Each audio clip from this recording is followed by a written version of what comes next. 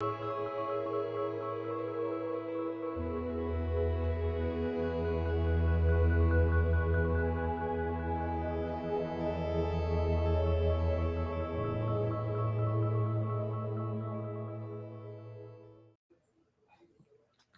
up, family? Hey, yo, I want to welcome you to the journey.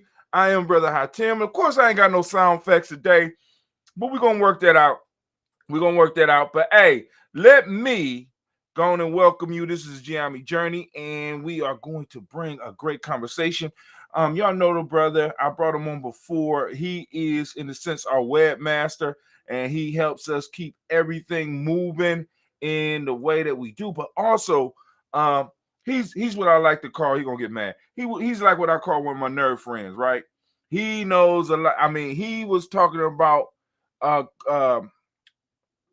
cryptocurrency a long time before I even heard it from other people.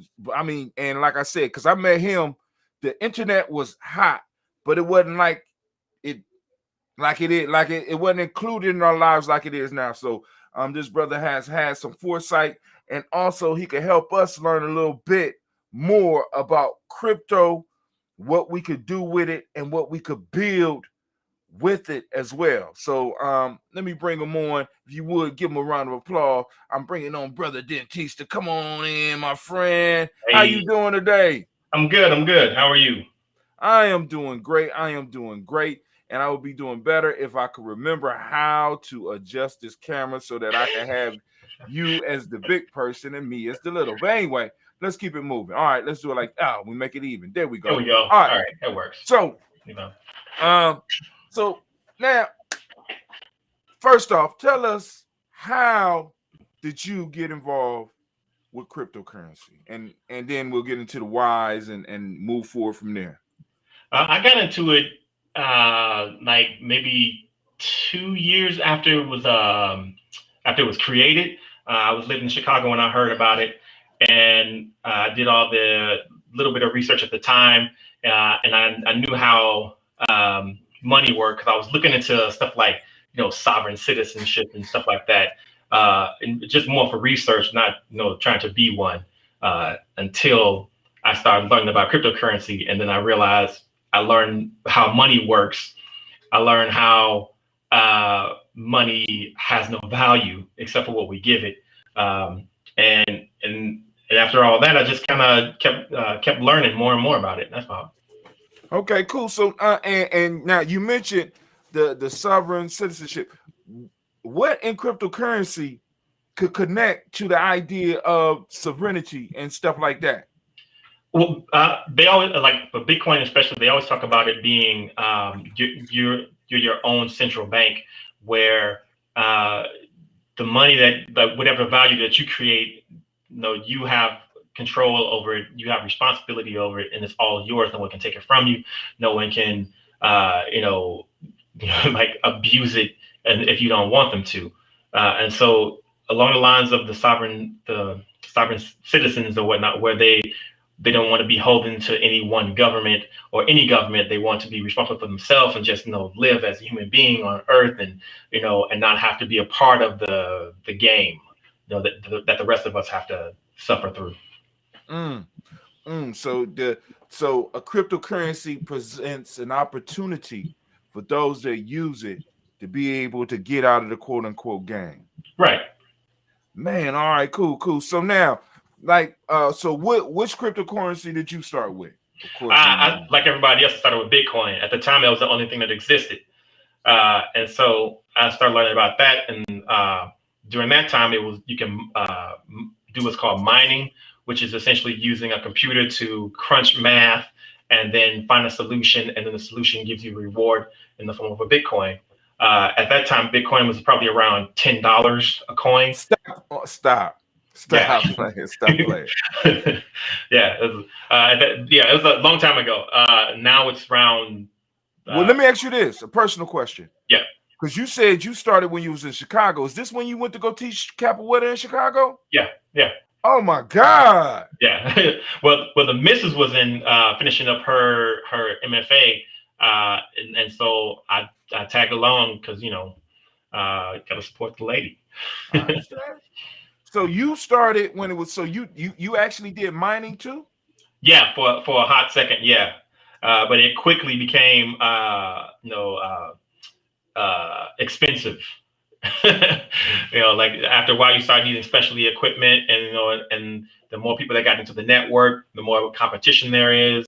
Like the more computer power you needed, and so after a while, it became too expensive to do mine anymore. All right, cool. So now, for example, when you started mining, because I want people to understand what was you using to mine when you first started? And he kind of explained what mining is, but what was you using? I was doing the CPU mining in the beginning, which was just like a big desktop. I had like this actually I had a server that I converted into a desktop, and so it was doing my mining for me. And then they start coming out with this before they start having like specialty machines that would do it? Yeah. Before they had specialty machines, before they were using GPUs, which was just CPU by itself, CPU and RAM. And then they moved into the GPUs, which are like the graphics cards. And then from the graphics cards, they moved into FPGA and ASIC, which are special chips that do one task. Most of our CPUs, like they're general purpose, so they do calculation, they do word, process and stuff like this. But specialty machines, the ASIC devices, they only do what you program to do, and they can't do anything else. Now, were you successful at actually getting stuff from the mine? Oh yeah. In the beginning, it was fairly easy. Stop. For real? Yeah. In the beginning, it was easy, but after a while, they in the equation they have what's called difficulty, and it makes it harder and harder for your computer to just come up with the answer or find a solution to the equations. Like, so it's more with difficulty means more time. Just like if you were mining gold for real or some precious metal for real, like as you go deeper and deeper, it takes longer, it takes more man hours, it takes more energy in order to get something out of the earth. And so it's the same thing with computational mining too. So I mean, so now in a sense, the whole idea of the computation or the computation mining is similar to putting in work with shovels and stuff. It's time. And then you get a reward. Every now and then you get a reward for the amount of time and energy that you put into it. Yep, that is correct. All right. So after Bitcoin, what was the next move? The next one, Potcoin. So for business that are into cannabis and stuff like that. Okay. So there's Potcoin, there's Cannacoin, and I think there's a Cannabis coin. They all were based around the same protocol as Bitcoin, so they just kind of like forked off and became their own offshoots. But I got into Potcoin because it was cheap. It was still pretty easy to mine, and I started to see that at some point, selling marijuana for recreational use, for medicinal use, for industrial use was going to happen. And so I kind of wanted to get into that before it happened, because those businesses are still federally illegal. And but on the state, they can still operate, but they can't use the banks because those banks have a charter through the federal government, state and federal government. And so they would be in violation of law. And so they wouldn't do business with cannabis companies. And so a lot of cryptocurrency started popping up so that people can move their money into cryptocurrency and use the cryptocurrency, and vice versa, to like do transfers and stuff. So I was getting into that for a little while. It was fine. Like I made a little money out of it, but nothing significant.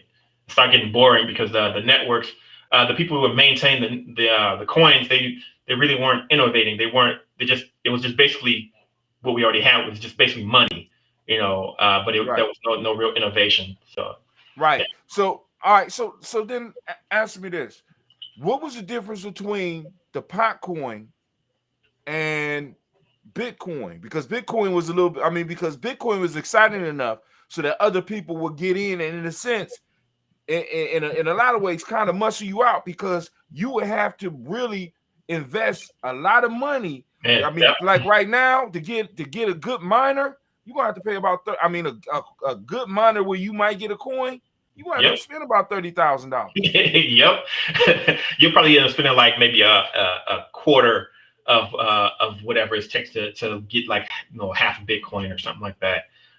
It's incredibly expensive. I got the Potcoin because nobody was doing it. You had a handful of people, and that's about it. Like and it's still kind of small. As long as it's been around, it really hasn't done too much.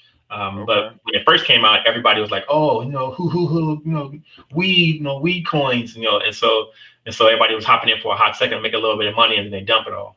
Right. So can you explain to the family what's this whole pump and dump thing? Yeah, pump and dump. It actually comes from stocks, like old school stocks, where they would talk up a stock and then they'll get everybody hyped and they throw so much money in, then the price of the stock goes up and up and up. They bought in low, but the value of the stock is real high, and so they'll get it as high as they possibly can, and then all of a sudden they'll collect their money and then leave. And them taking so much money out of the market causes the price to crash. And so, you pump it up and then you dump it all back down, and then everybody who's left behind, ends up, losing their shirt. And so it's the same thing in cryptocurrency. You'll have influencers like recently with like Dogecoin. Right. I hate that. Dogecoin is it was meant to be a joke. Yeah, it was meant to be a joke. It's a shit coin, but it's so ironic, I guess. And you know what it's like? You know what it's like? It's like anime. Let's say Bitcoin is Dragon Ball Z, and Dogecoin, which was a joke to make fun of all the stuff that was going on with the other coins that are successful, was like One Punch Man. You know what I'm saying? It wasn't supposed to. Those are fight words. Some of the anime. See, I mean, but they get mad and fight because look, I'm not saying that I don't like it, but we do know that One Punch Man started off as a joke against some of those. You understand what I'm saying? And it has risen to a level because the whole piece about One Punch Man, which is, how can I put it? Which is different than Dragon Ball Z, is One Punch Man has the challenge of not being able to be beat.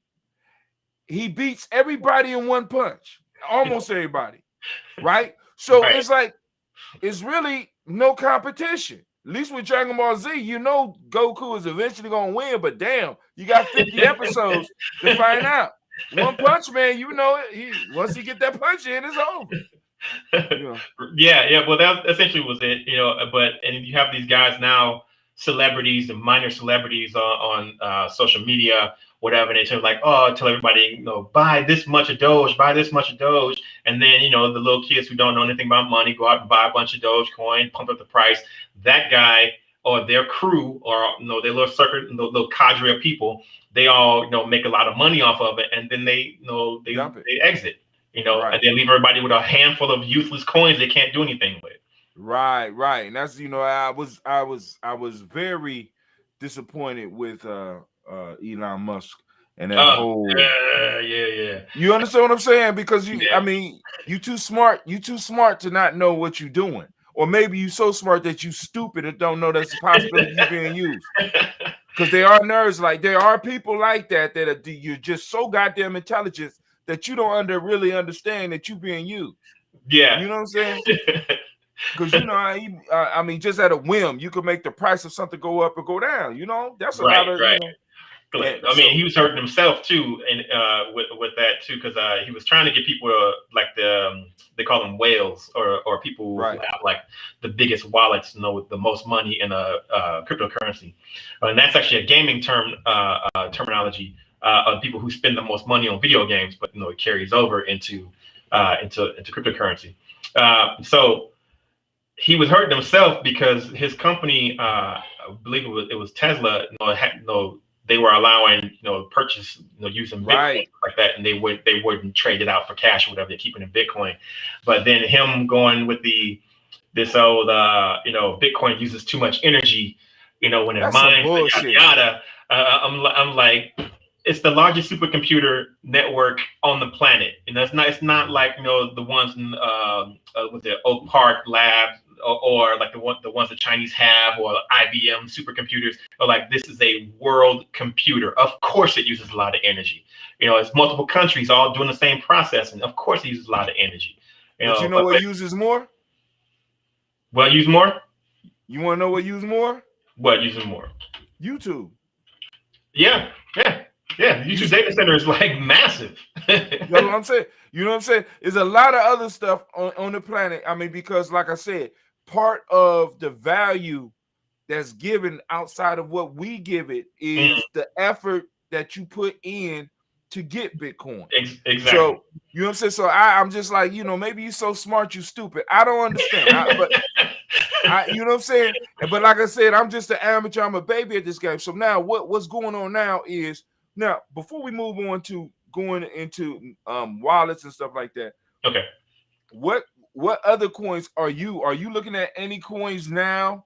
Like I said, if somebody out here possibly wanted to get involved with some coins, not that you're giving advice, but what coins are you looking at? Right.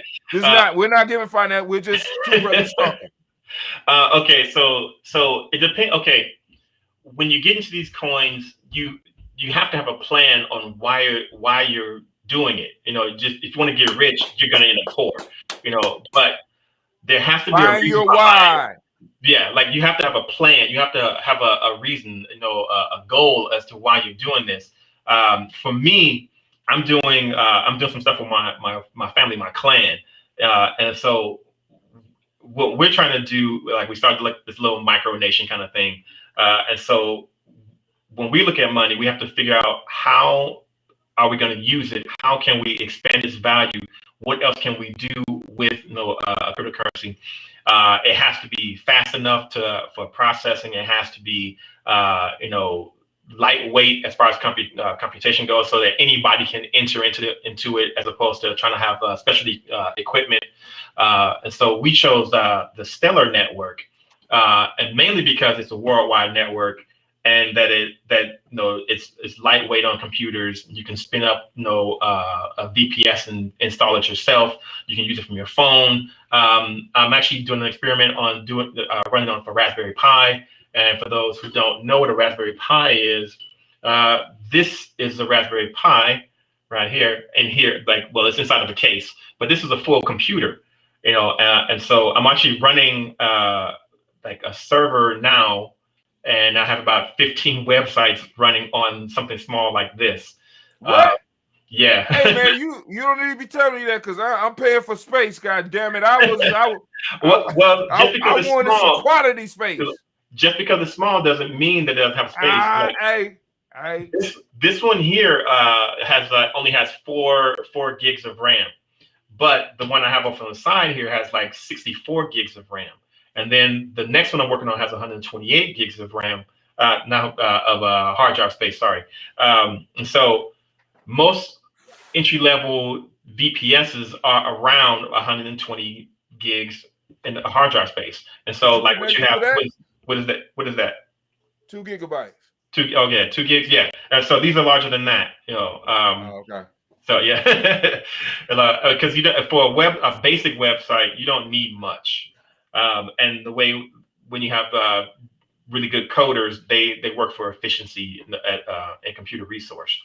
And so getting back to what we're talking about, the Stellar network allows you to use their network, for global payments or remittance, which is like a really large segment of finance, especially for people who are immigrants and migrants and back and forth across the world. Like, so you work in the United States, but you still got family back in Nigeria. It costs a lot of money because Nigerian banks and U.S. banks don't talk to each other. So you have to send money to a bank, to a bank, to a bank that is a friend with a bank in the United States, and then that bank trickles on down to the original bank. So that's a lot of your money. Western Union used to be like $100 to send $200. And so that's a lot of money. And so with the Stellar network, it might cost you like a fourth of a penny to send money, no matter what, from U.S. to your family back in Nigeria, saving you money and making sure they get more of the money that you're sending. Right. And Akon, you remember Akon? Right. Yeah, like he's starting a city. Apparently, I think they or supposedly have broke ground. I have my opinions, but his coin, the A coin, is on the Stellar network, and so I found out about that after I started my coin on the Stellar network. But essentially to do the same thing, to allow for our own self sovereignty, our own self determination, our own you know own values. Like I want to be able to do business who I want to do business with. I don't want to, have to limit myself because somebody somewhere doesn't like something that they're doing. They ain't did it to me, so why should I not have to work with them? Or why can't I work with them? Especially if they have products that I want and need or services I want and need. So yeah. All right. So now because I want to do it but you see cryptocurrency not only as a sovereignty of freedom thing, you see it as a tool for really being able to do some nation building type shit. Yeah. Oh yeah, for sure. Like because like capitalism is not great, but it is the best idea we've had so far. Democracy is not great, but it is the best idea we've had so far. And so we continue to use those ideas in order to further our own goals until we figure out something better. They say on Earth, the United States is the best form of democracy. We all live here. We all know how it's hit and miss. But if that's the best we have, we really need to work harder. And so having more experiments in democracy, in whatever form of government you want, like if you're anarchist, if you're socialist or whatever, you're gonna have to exchange some type of tool of value because right. What you might think is valuable, I might not think it's valuable, but we should be able to come to some middle ground. That's usually where money comes in. It used to be cowrie shells, it used to be beads, it used to be shiny rocks, and now it's pieces of cloth, and in some places paper. And so that's the most efficient means that we found so far in order to be an exchange of goods. So yeah, so it helps when you're trying to build a nation. That's something that we can all agree on is of value to us in order for me to exchange my my services through like my blood, sweat, and tears or whatever it is I've created, and I need what you have, but you don't need as much as what I have, and I don't need as much as what you have. So we have to find some middle ground. And a medium of exchange. Exactly. And the easiest form, because creating a dollar is expensive. The U.S. like for every penny is created is like actually 2 cents to make the thing. Right. Like and so you're actually working at a loss. But like a piece of code is just a dude sitting down for an hour or two. And of course he deserves to be, compensated for his time, but he created something from nothing, that we can all use. So now you mentioned Stellar Network. So yes. What is something like a Stellar Network, and how does it fit in with this whole cryptocurrency thing?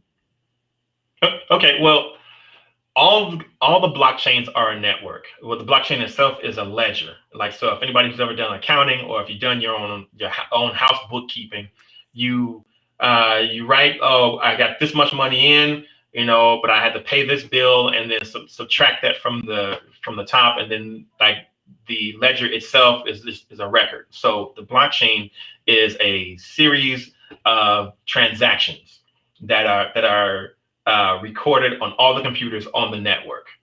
So the Stellar network is essentially the exact same thing. It's just a lighter weight, faster, more resilient, in my opinion, network. That's all. No, all right. So, but I'm still confused. So is Stellar a coin? Yes. Or is it okay? Stellar's the network, but the Stellar Lumen, which is the name of their coin, is the network's coin.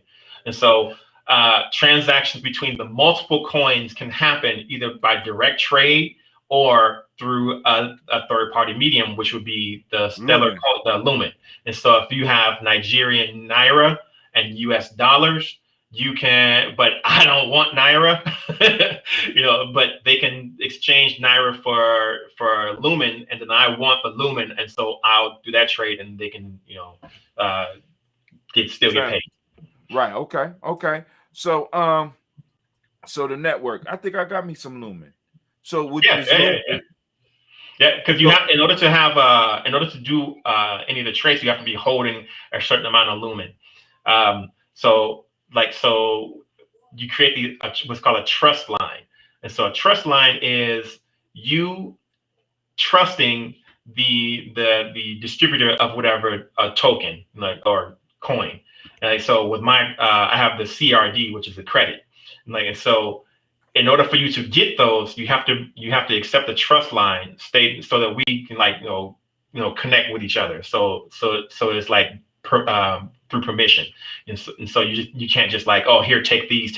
Like, you have to want that. You have to you have to volunteer to be part of a person's interaction or transaction. All right. So how do you get on it? How you get on the network? I mean, you just got to buy Lumen. So I can go to like a Coinbase or someplace and buy Lumen. I don't know if Coinbase. I think they do, man. I got something. Let me go. I'm about to pull up my. That's cool if you do. But I don't promote Coinbase. I use Lobster, LOBSTR.co.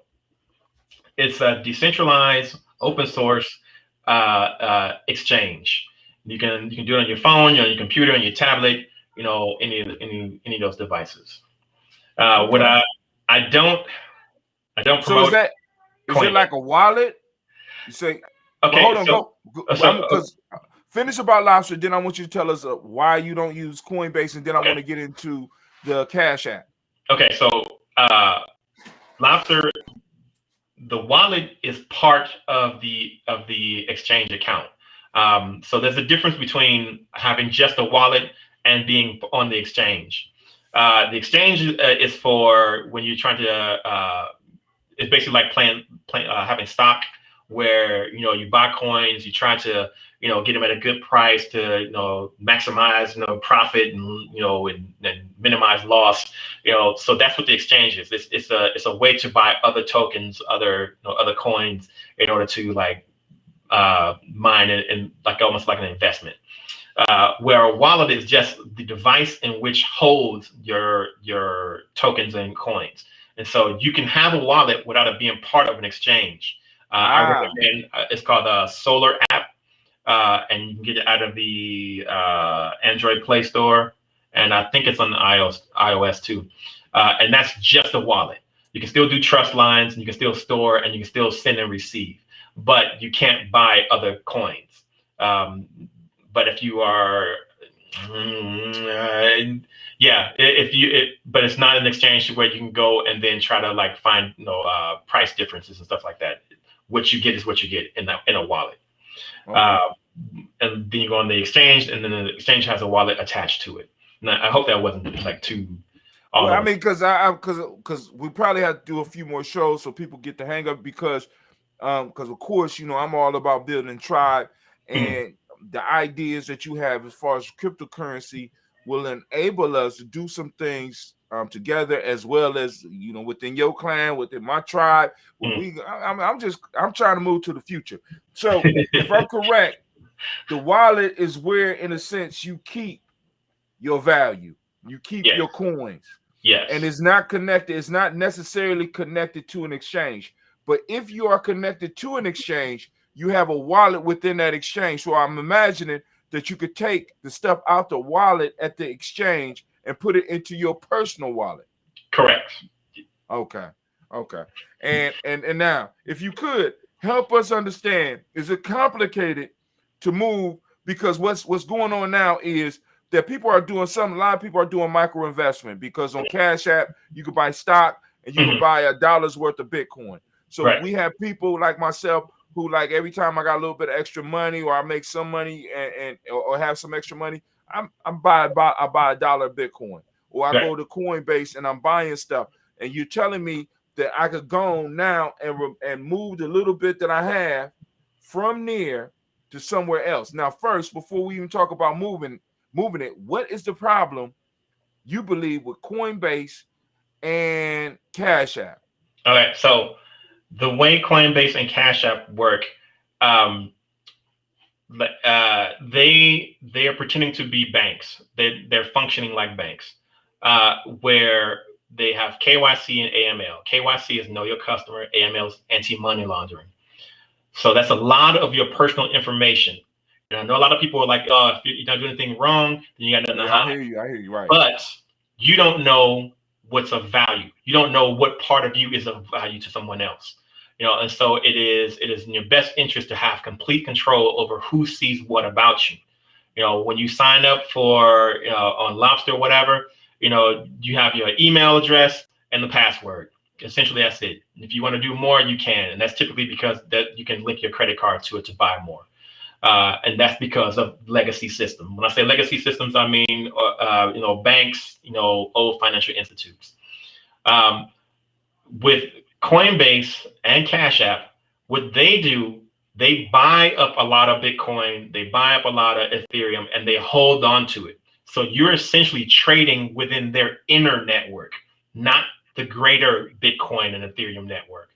And so when they want to cut you off, they have the means to cut you off. If they don't want you, if you want to trade with somebody else and they say, hey, that is that too, you can't do that.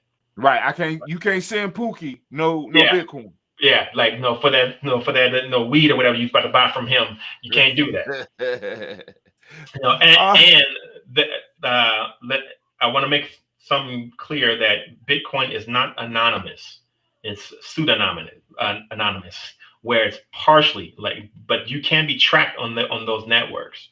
Yes, everything's public, even on the Stellar one. Your transactions are public. You can do go into an Explorer and see what transactions went from where. If you want to be private, you use Monero. So pro criminal tip, don't use Bitcoin for crime. You're better off using the dollar if you want to use. You want to be anonymous. Because they caught that dude on the Silk Road. He got caught because he left his laptop open and he stepped away from his laptop. That's how he got caught. They suspected that he was the Dread Pirate Roberts, but they didn't have any real proof. And they had to wait for him to log into his Silk Road account to prove that it was him. And so he went to a coffee shop, and the coffee shop was crowded. It was probably filled with Fed. And then he went to a library, and they were waiting for him in the library. And so one of the agents sat down behind him, and then he got up to go get something, and then she leaped over him, pushed him out the way, grabbed his laptop, and ran out, and then they arrested him. That's how he got caught. Oh, okay. All right, so they ain't trust you. My fault. Yeah, all right, so now always use a VPN and see, and I got a VPN. I got a VPN through you. Yeah, I don't know how to use the goddamn thing, man. I have to show you how, but Control-Alt-L every time you walk away from your machine, that locks your screen. All right, another question. So what's the difference between the Stellar network and you said because I got Ethereum? Is that a network too? Yeah, Ethereum is a different network, but currently they have their transaction fees are called gas. Right. So you use a lot of gas in order to send a transaction from point A to point B, but their transactions are very, very high, very, very high, and so you're better off just holding on to it. You mean as far as cost? Yeah. So okay. So in order to send something in there, their gas price, it'll say 1 or 2 ETH was the short form of Ethereum. So 1 or 2 ETH. But if you look up 1 or 2 ETH, that's like $80. So that's and I'm being a little over the top, but it's expensive to send money on their network. Because originally my cryptocurrency was on the Ethereum network, but it was costly for people to send it, and it was slow. Faster than the Bitcoin network, but still slower than register transaction. Like when you're at the register and you do a transaction and then you swipe your card, it's like 3 seconds. But if you have to sit there for 15 seconds, 15 seconds become 30 seconds. And sometimes the transaction, takes even longer, like on heavy network days. You're looking kind of silly at the register. So we didn't use the Ethereum network for those very reasons. Like those tend to be more for the Ethereum network, and the Bitcoin network are more along the lines of store of value.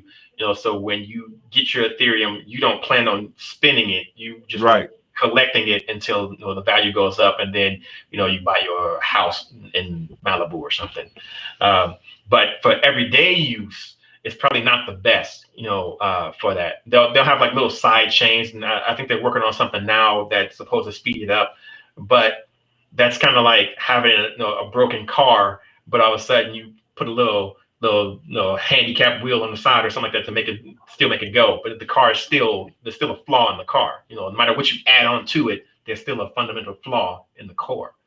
So that's just my personal views on it. All right. So now Stellar Network, once again, family, the coin for Stellar is Lumen. In order to be active on the network, you have to have Lumen. And then also remember, he said that in a sense, Cash App, PayPal, of course, PayPal, Coinbase are not, in a sense, private networks. So at any given time, somebody has enough information to know what you are doing and be able to stop any transaction that you have. And one of the issues behind, or one of the reasons to get involved with these blockchains, with these cryptocurrencies, is so that you can have the freedom of movement and doing what you want to do with your capital, with your value. But I also want to say, it's not necessarily all tinfoil hats and stuff. There are those who want to just deal in crypto, and you want to pay your taxes and you want to just like live your regular life, but you're just kind of tired of disease-ridden dollars. You can still do that. Like I use the crypto.com Visa card and the block card.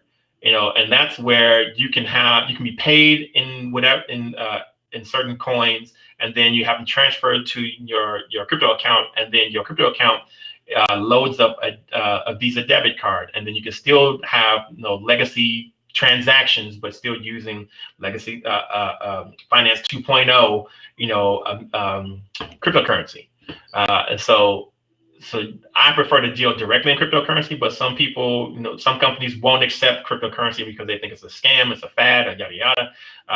And so there's still companies out there thinking that right now, even to this day. Yep. And so you'll be able to still spend a Visa, like using your Visa card, wherever Visa is accepted, and it'll be powered by your cryptocurrency. Okay. So you can still do that. Also, when you have cryptocurrency, it's best to keep it as cryptocurrency, because the moment you trade it in, that's a taxable event. So that means that just like when you cash out your stock, there's a tax on cashing out your stock.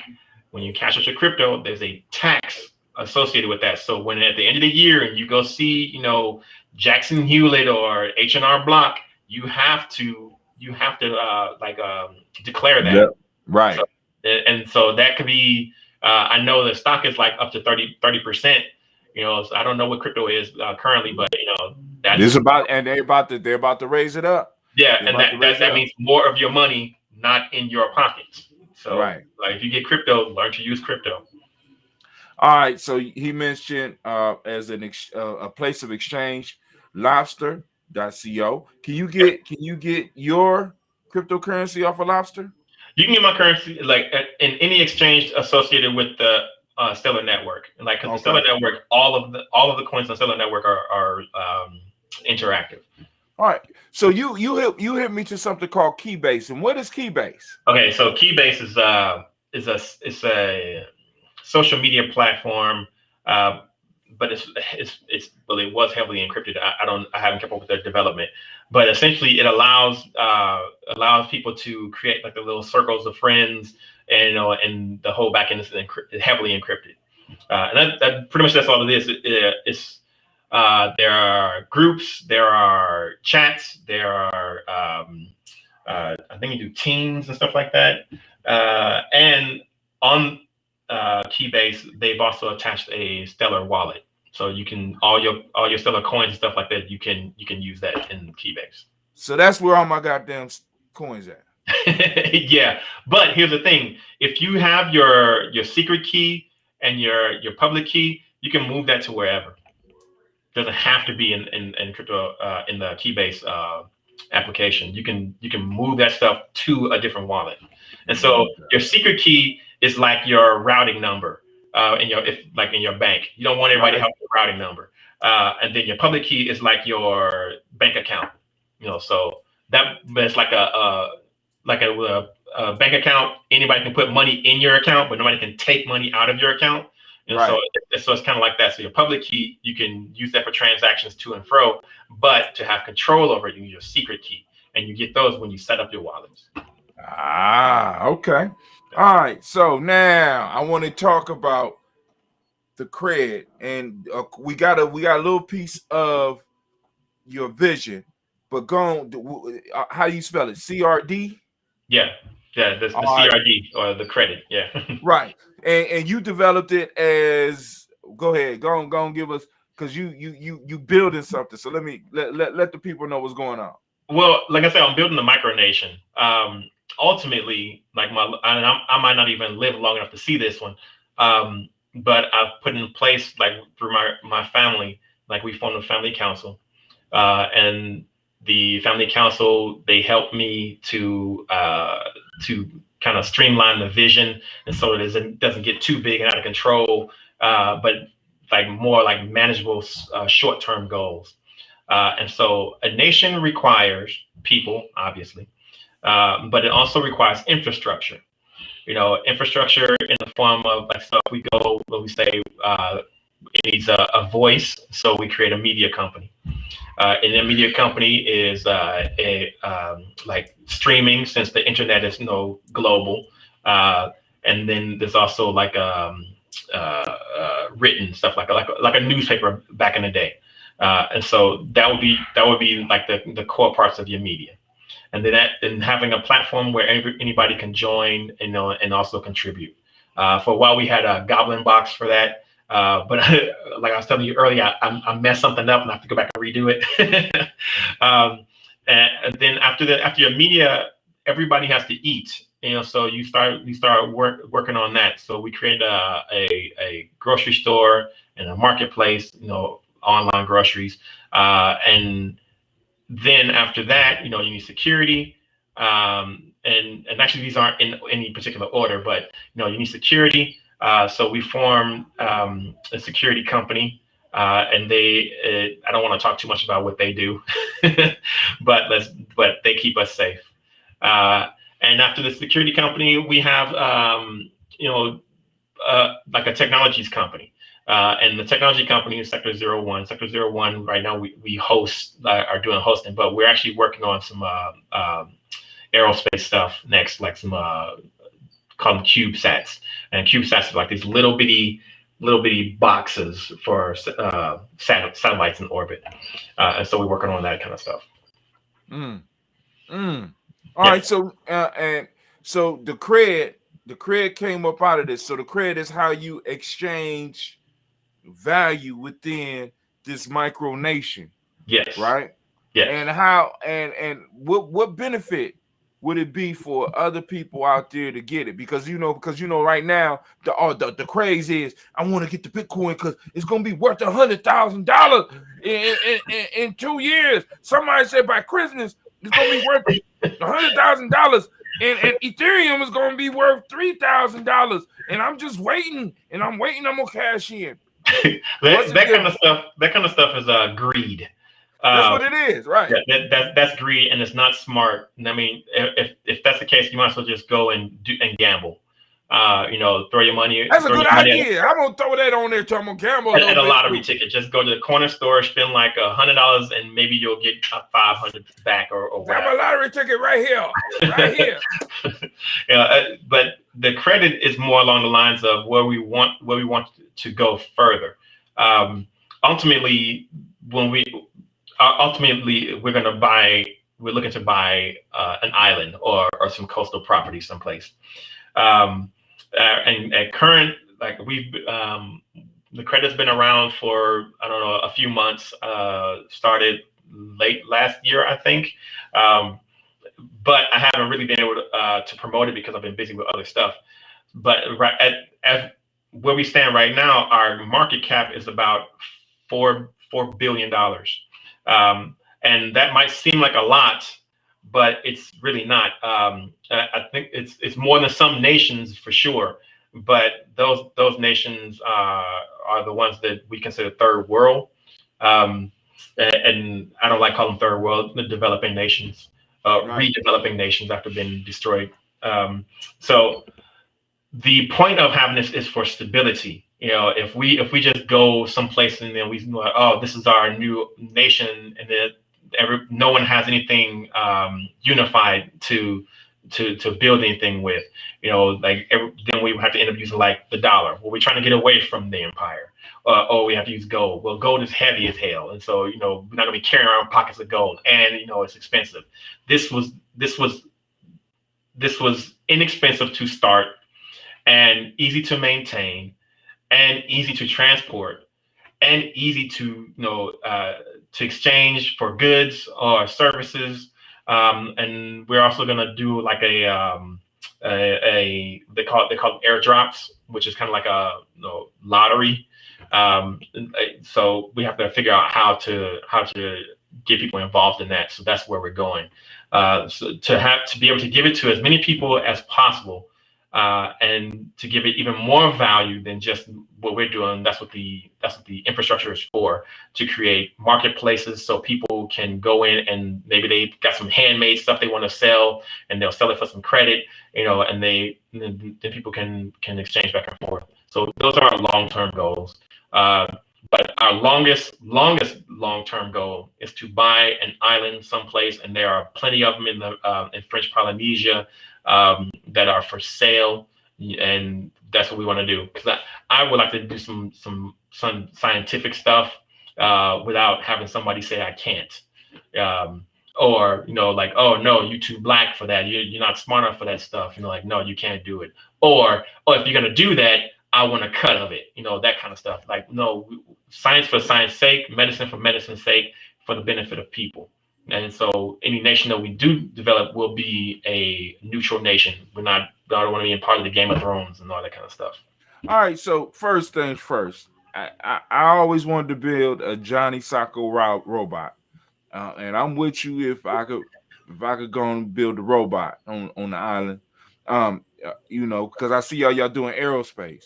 And I Yeah. want the robot to be able to do like this and shoot shit out his finger. I mean, best robots do. Okay. And then also, man, because you ain't talking about no island of Dr. Monroe shit, are you? No, you do want to experiment. There are still rules. There are still laws. Okay, I'm just saying. Like no law, no crimes against humanity or nature. None of that stuff.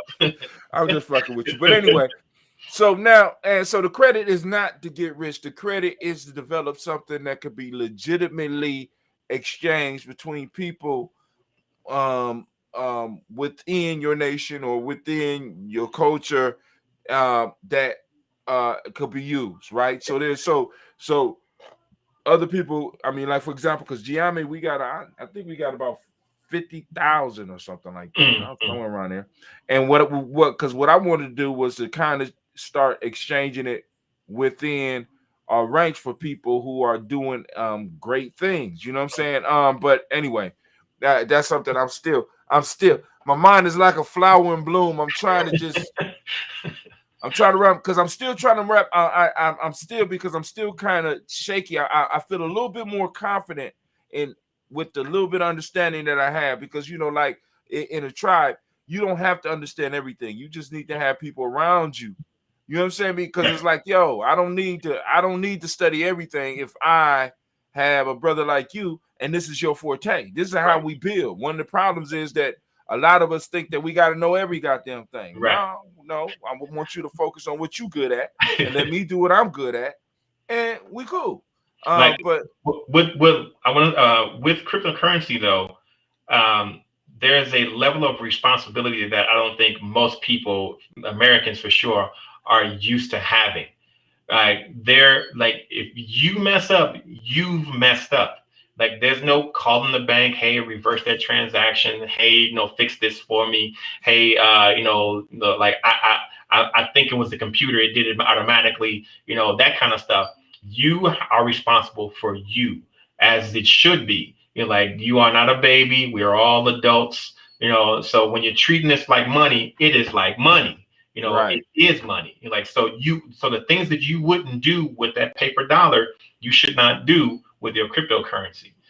So you'll have some people are like, oh no, I pressed the wrong thing. I was like, well, you're SOL. Like, just like if you drop $20 on the ground, if you It's lucky, gone. if you lucky, that's really lucky. You go back and find it. But 9 times out of 10, that's been scooped up and that's been spent on something else. And you are shit out of luck. So it's the same thing with crypto.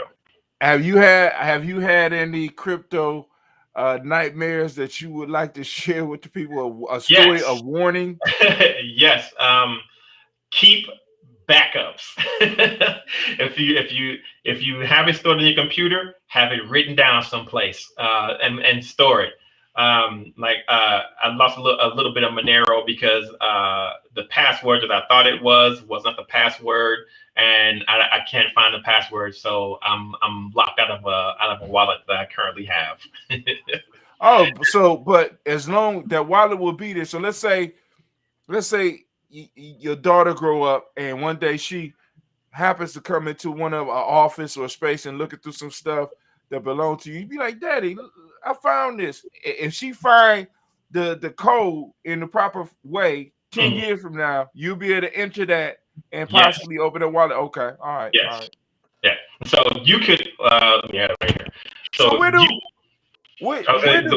you could do this like where say you got grandkids or great grandkids and you just want to store some money away. You can do that and put it into a cold wallet for cold, what they call cold storage, and then just put that in someplace safe. Like let me make sure my stuff ain't showing on this one. There we go. All right, cool. So this is a cold wallet. It's basically a sheet of metal. On the other side over here is like is my public key. Under this patch is my private key. It's a QR code. And so whatever I put on this thing, it's there. As long as the network exists. And say 400 years from now, if it's still of value to humanity, somebody figures it out and like, oh yeah, they have access.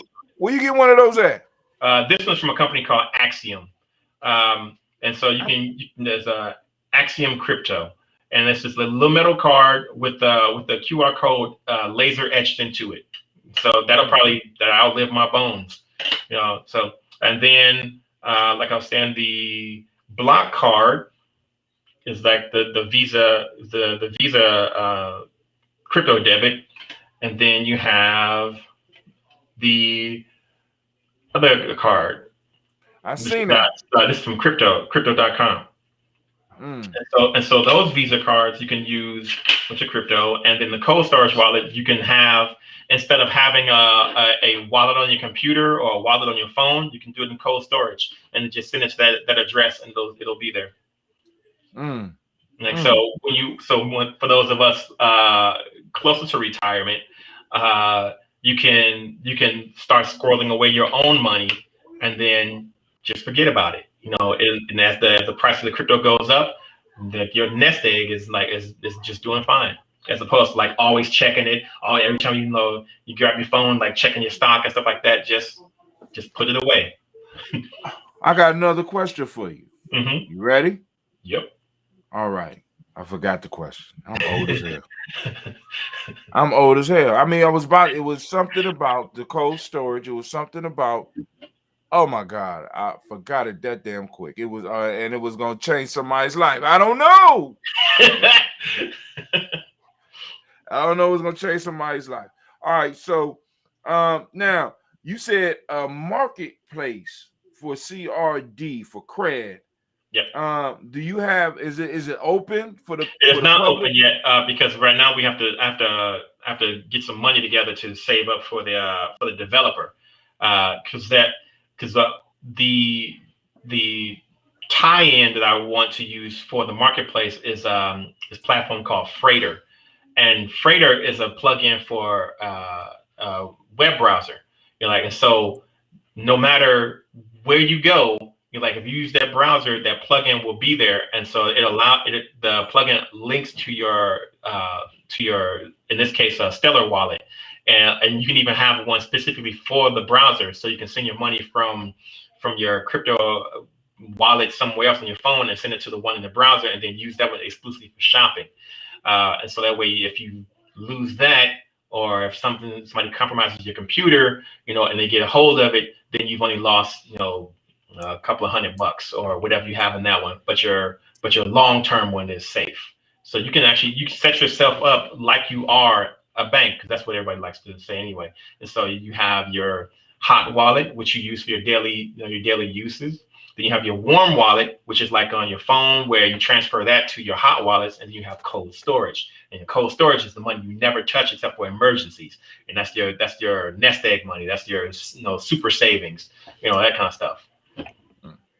All right. Yeah, so y'all heard it. So and he might be coming out with something to show you how to do some of this stuff, because we gonna help him do that. Because it's family. Hey, like I said, this cryptocurrency shit. Like for those of you that are greedy, this is not for you. No, I'm just being honest, because it's like some people are in it for like you said, quick because riches, you said have a reason, a plan, or a goal, or all three. You know what I'm saying? You know what I'm saying? Why are you dealing with the cryptocurrency? You know what I'm saying? Because a lot of people, because like I was telling some people, because they start rushing in, and I'm like, I asked my son a question one time, because like I said, I started buying. I didn't buy none when you first started telling me about it, because it was extremely hard to get, and you really had to be in the know, to know how to get it. And if I did get it, it would have. Somebody gave me a piece of paper with a code on it, and I would have known what to do with that shit. So that's ate up by the rats and shit. But anyway, I started buying it at like when it's 2,000, 5,000, 10. You know what I'm saying? Start buying it just a little bit at a time. And when it went up to the numbers that they recently was at, you know what I'm saying? It was like at 36,000. I said, Cleve, I asked my son, I said, how much? I said, Bitcoin dropped from 40 to about $36,000.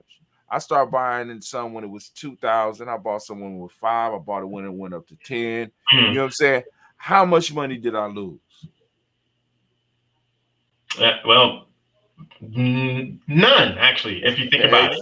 Exactly. Like none, if you think about it, because you're in it for the long haul. I'm in it, and right.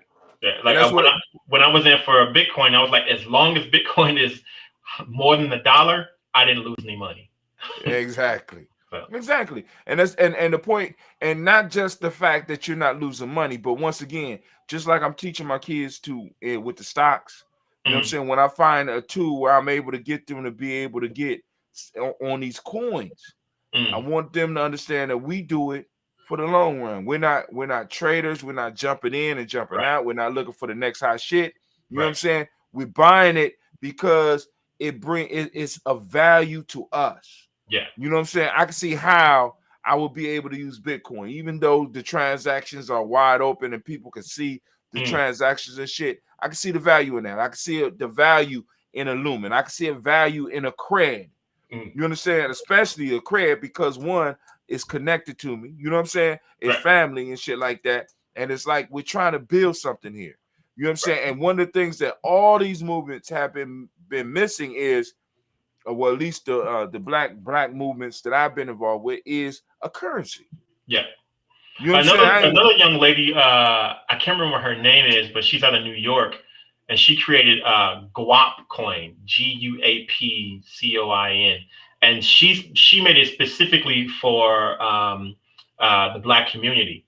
And I think it still uses proof of work and the same as the Bitcoin.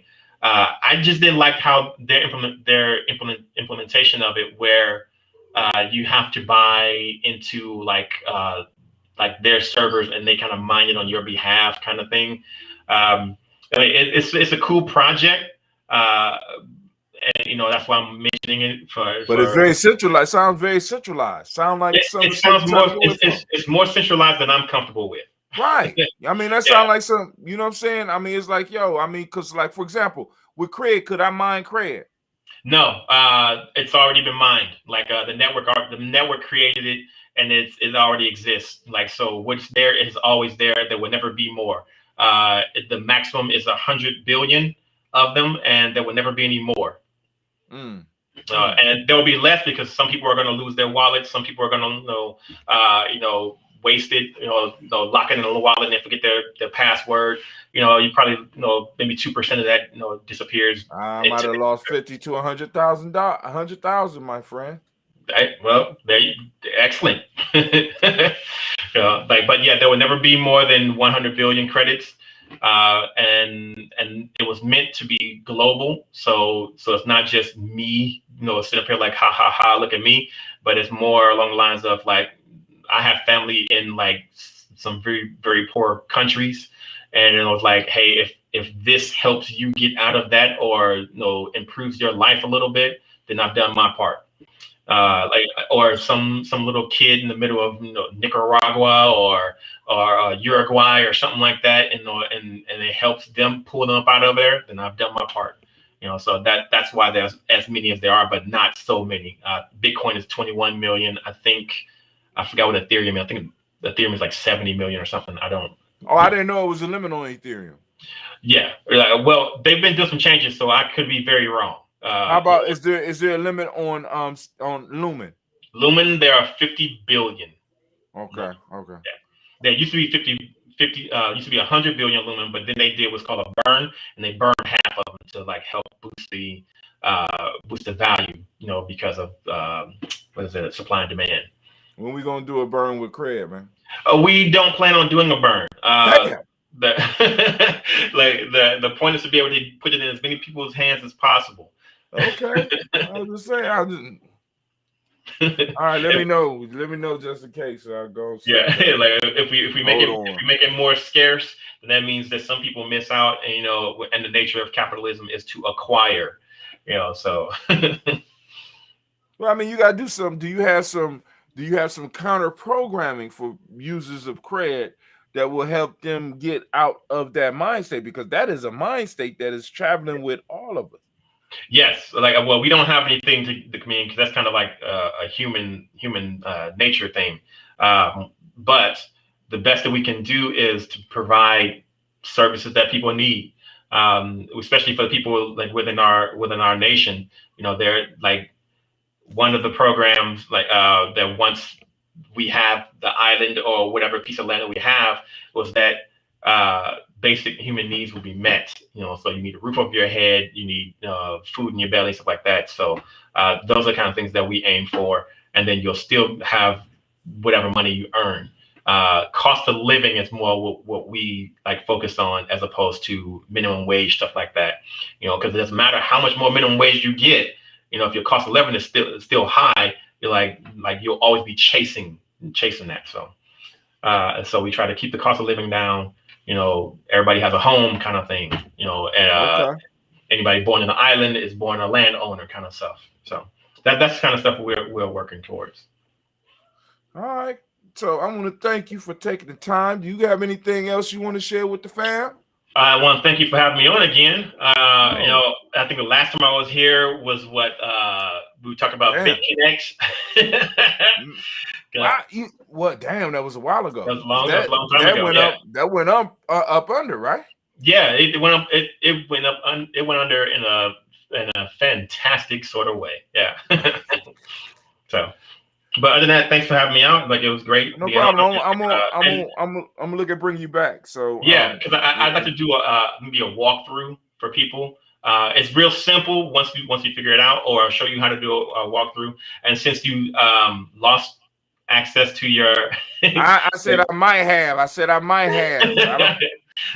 or we can walk the kids through one or something like that. Oh yeah, I mean, but the one that we put up here, or the one we do, you know what I'm saying? Like I said, I'm gonna put it up, then I'm gonna pull it down, and like I said, put it in. Like I said, put it in your name, or put it in your business name, and you got an e-course. I mean, shit. I mean, show people how to do it. I mean, because a lot of people talking about it.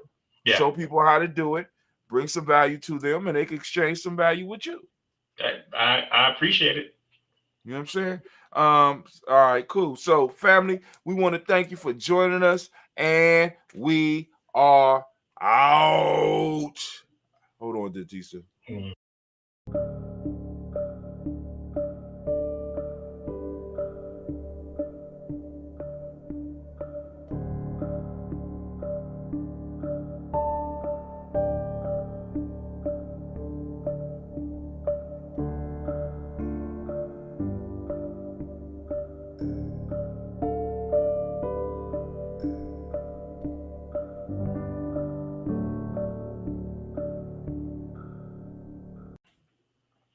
All right.